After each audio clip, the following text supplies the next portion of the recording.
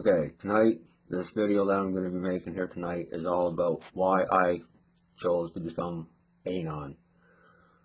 5 years ago, I was just a regular guy like anyone else. I was sitting on my computer when a notification came across all over Facebook about Amanda Todd. So I started researching it a little bit to see what it was all about. And what I found out, it actually shocked me that Amanda Todd had committed suicide. Not something that you see every day, or hear about every day, or like to talk about every day. But it's reality, it happens. Now, what really got me involved in it was, it sunk my heart deeper than my heart has ever been sunk my entire life on what this girl went through. So, I made a promise to Carol Todd and Norm Todd that I would do everything within my power to be here for them. It was a very long and hard fought battle that I endured, but I stuck in there with it all. I didn't think it would be as crazy as what it got at points, but there were days where I didn't sleep. That's how busy I was online dealing with trolls. And believe me, there were more than enough of them. If I remember correctly, my last count, when we finally got the troll situation under control, it was at like 8,000. I think I may have dealt with at least 1,000 of them my own. The rest, I had many brothers and sisters behind me that were working day and night to deal with them all. I'm still here. I still look out for those that are in need. Those who are feeling depressed, I reach out to them. I myself, I suffer from anxiety and depression, but you know what? I know what it feels like firsthand, and when I see it coming across on my timeline, on Facebook, or on Twitter, I'll jump in and I'll reach out, and I'll sit there and take as long as I have to help that person out. There's a certain somebody on my friends list right now on Facebook. I'm not going to mention names here because this certain someone knows exactly who the person is. I've been there behind this person for the last 5 years, ever since the Amanda Todd suicide.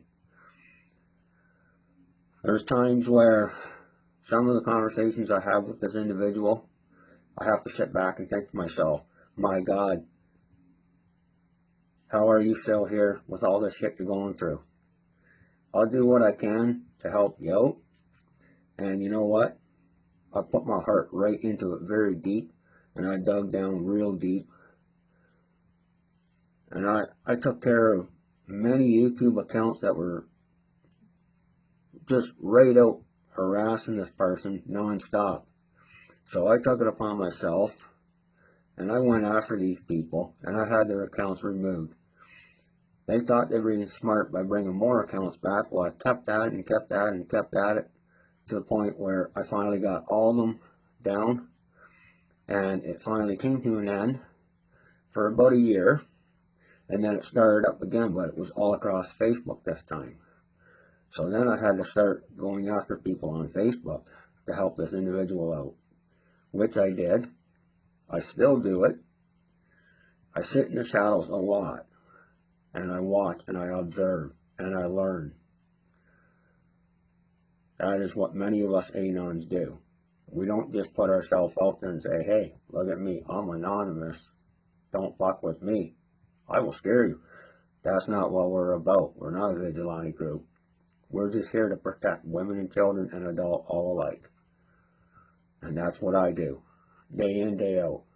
I had to do it for my own children, and I will continue to do it for my children and anyone else to the day I die. Which, you know, that could be any time. No one knows when they're going to die. Hopefully not soon for me, though. But like I'm saying, I do put everything into it to try and keep these people as safe as I possibly can. I've come across things online that have downright disgusted me. I've had to reach out to female Anon members to go in and deal with it because it was that brutal. I can take a lot, but when you come across a page that has 8,800 images of children nude, and Facebook refuses to remove it, and you have to rely on your backup that's behind you to help. This page I'm talking about, I cannot recall the name of the page offhand because it's been 3 years since I first stumbled across it. But it took 8 months for us to get it down. And when it finally came down, I was so happy and relieved because I had never worked so hard before online in my life than I did taking care of that one page alone. And then it didn't stop there. It continued to grow and grow and grow. I've got many profiles, pages, and groups, and photos, and shares removed from Facebook from my determination to work that much harder.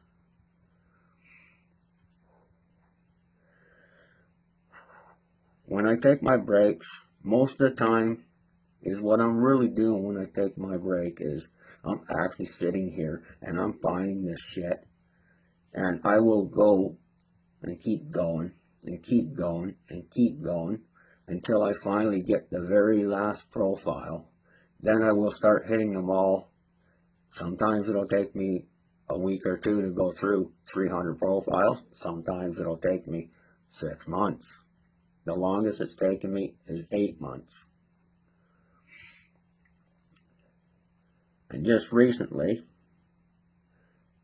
I think about 3 months back by now, I was just messing around on Instagram. Or no, sorry, my mistake, it was YouTube. And I happened to come across a YouTube channel. That YouTube channel was titled Amanda Todd 360 Bleach. Well, I hit that fucking YouTube channel and I had it taken down in 24 hours. And I haven't seen any more come back up since, thank God. But Jesus, man, it took a lot to get that fucking YouTube down. I don't know how many times I had to keep going back in through it because the comments on it were just phenomenal. Recalls. Brings me back to, there's a certain individual with nothing but a royal pain in my fucking ass.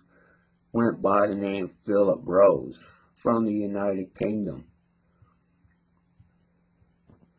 That piece of shit. I fucking reported every single thing he ever posted. Then he thought he'd be a smart ass. He starts his big blog up. Well, I took it upon myself to be the one to take charge on that. I start screenshotting the whole blog. Then I start taking the whole blog all in one shot and putting it all in documents. All those documents, I passed them on to Carol Todd so that she could have them. Well, one night, I was very busy doing something online. Can't recall what it is offhand. And my computer crashed and I lost over 6,000 files that I had worked my ass off on. My heart was broken. But I still continued. I'm still here and I will be here. And the reason why I'm still here is we are anonymous. We do not forgive. We do not forget. Do not expect us. We're already here.